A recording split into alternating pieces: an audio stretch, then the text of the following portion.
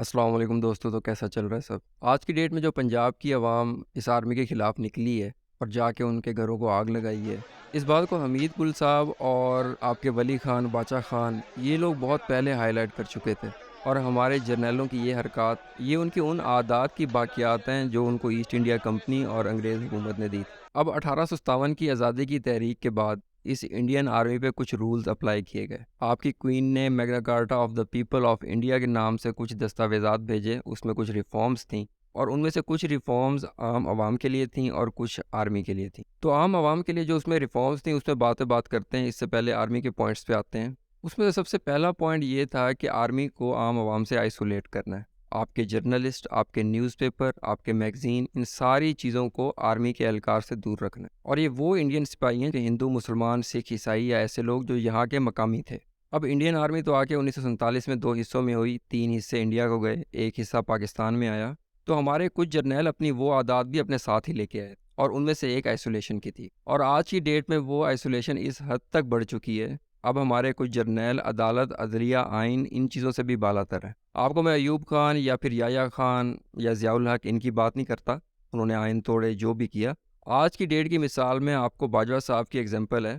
یہ ابھی 2022 کے اینڈ پہ ایک ویب سائٹ نے FBR کی کچھ رپورٹس کو پبلک کیا تھا، اور ان میں باجوہ صاحب کے ایسٹس اور ان کے ٹیکس کی کچھ ڈیٹیلز تھیں۔ اب آپ کے اسحاق ڈار صاحب FBR کے ان امپلائیز کو ڈھونڈ رہے تھے جنہوں نے اس چیز پہ کام کیا تھا، اور ان پہ کیس بن رہے تھے، اور آپ کے ادارے یہاں پہ جرنلسٹ کو اٹھا کے 8 ماہ کے لیے غائب کر رہے تھے۔ اور ابھی ریسنٹ 13 جنوری 2023 کو ایک بندے کو اریسٹ کیا انہوں نے، اور ان پہ کیس یہ ہے کہ آپ نے ان کی رپورٹ کو آؤٹ کیوں کیا ہے۔ اس پہ ہماری حکومت، ہماری عدلیہ اور انہوں نے کوئی بھی کچھ نہیں کہا، اور ہمارے ایون کے نیوز چینل وہ بھی اس بات پہ چپ تھے۔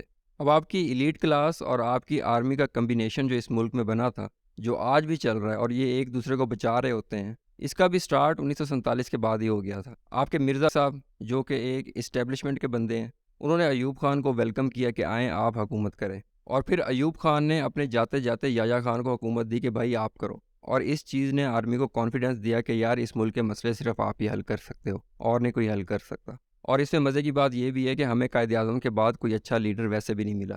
اب جو اگلی ریفارم آرمی کے حوالے سے اس میں کی گئی تھی، اس میں انڈین آرمی کے وہ لوگ جو مسلمان، سکھ، ہندو، عیسائی، جو یہاں کے لوگ تھے، لوکل لوگ، وہ ایک خاص رینک سے اوپر نہیں جا سکتے۔ آپ کے صوبے دار کے رینک سے کوئی اوپر نہیں جا سکتا تھا، اور اس چیز کا اثر آپ آج بھی دیکھ، ایک ریٹائر صوبے دار اس کی عزت اور ایک کیڈٹ سے پاس آؤٹ 20 سال کے بچے کی عزت میں جو فرق ہے نا، وہ بھی ہر کسی کو دکھتا ہے۔ اس کے بعد جو تیسری ریفارم کی گئی وہ بہت ہی امپورٹنٹ ہے، جو کہ آج کی سب سے بدترین حالت ہے۔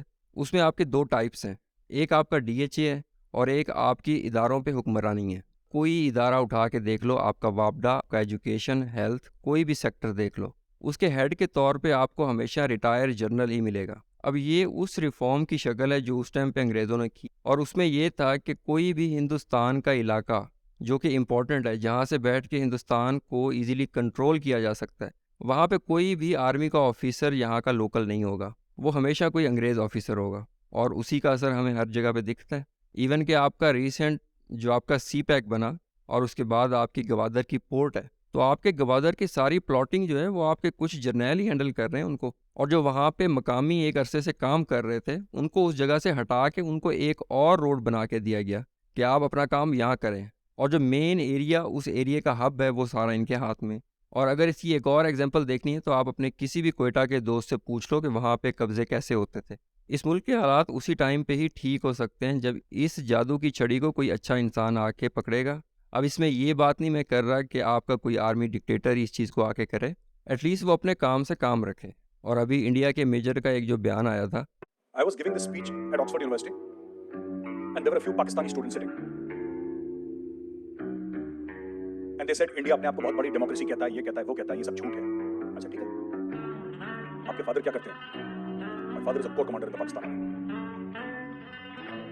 I said, کون سا انڈین جنرل ہے جس کا بچہ آکسفورڈ میں پڑھنا افورڈ کر سکتا ہے؟ اب اس نے یہاں پہ اپنے انڈین آرمی کو ڈی گریڈ نہیں کیا، اس نے ہمیں ہماری اصلیت دکھائی ہے کہ آپ کے ملک میں پیسہ ایسے بھی بن رہا ہے۔ اور آخری ریفارم جو عوام کے حوالے سے اس میں کی گئی وہ بھی انتہائی اہم ہے۔ اب 1857 کی بغاوت کے بعد جب مسلمان ہندو اس ٹائم پہ ایک ساتھ ہی تھے، تو ان کو الگ کرنے کے لیے ایک مسلم لیگ کے لیے فنڈنگ کی گئی، اور اس فنڈنگ میں ایسٹ انڈیا کمپنی انوالو تھی، اور وہ اس ٹائم پہ مسلمانوں کو فنڈ ریز کر کے دے رہی تھی۔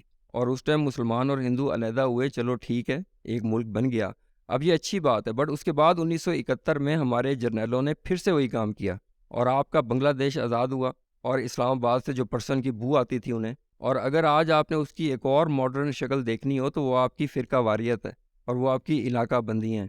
اور اگر آپ اس مسئلے کو بھی تھوڑا سا نیچے جا کے دیکھتے ہیں تو یہ بھی کہیں نہ کہیں ہمارے جرنیلوں کے ساتھ ہی جا کے ملتی ہیں۔ تو خیر، ابھی تو اللہ سے دعا ہے کہ عوام اور آرمی ایک ہی پیج پہ ہو، آپ کی پولیٹیکل پارٹیز بھی ایک ہی پیج پہ ہوں، اور یہ ابھی جو آرمی کا نقصان ہوا ہے یہ بھی الٹیمیٹ عام عوام کا ہی نقصان ہے۔ اور اگر یہ ملک آزاد ہو ہی گیا ہے تو اس کو اچھے انداز سے چلنے دو یار۔